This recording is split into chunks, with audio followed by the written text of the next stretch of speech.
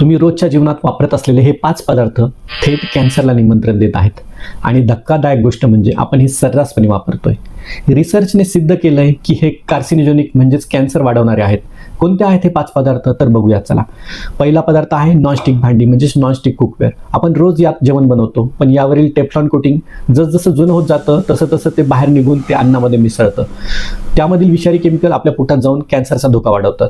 दुसरा पदार्थ आहे प्लास्टिकच्या पिशव्या, प्लास्टिकचे डब्बे, यामध्ये गरम अन्न साठवणं, गरम चहा, गरम जेवण प्लास्टिकच्या संपर्कात आल्यावर प्लास्टिक लिचिंग होतं, म्हणजेच त्यातील मायक्रोप्लास्टिक आपल्या अन्नामध्ये मिक्स होतं आणि हे मायक्रोप्लास्टिकच अत्यंत घातक आहे आणि कॅन्सरला निमंत्रण आहे. तिसरा पदार्थ आहे पुन्हा पुन्हा वापरलेलं म्हणजेच रियूज कुकिंग ऑइल.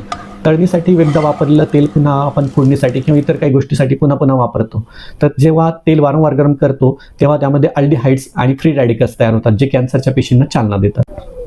चौथा पदार्थ आहे प्रोसेस्ड आणि डबाबंद फूड. जास्त दिवस टिकण्यासाठी या पदार्थांमध्ये विशेषतः रंगीबेरंगी बेकरी प्रॉडक्ट्समध्ये कृत्रिम रंग, प्रिझर्वेटिव्ह वापरले जातात, जे शरीरासाठी अत्यंत घातक म्हणजेच कार्सिनोजेनिक असतात.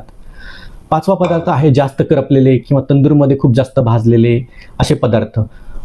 अन्न थेट विस्तवावर खूप वेळ जास्त जर भाजलं तर त्यामुळे त्यामध्ये ॲक्रिलामाइड नावाचा घटक तयार होतो, जो कॅन्सरचा मुख्य कारण ठरू शकतो.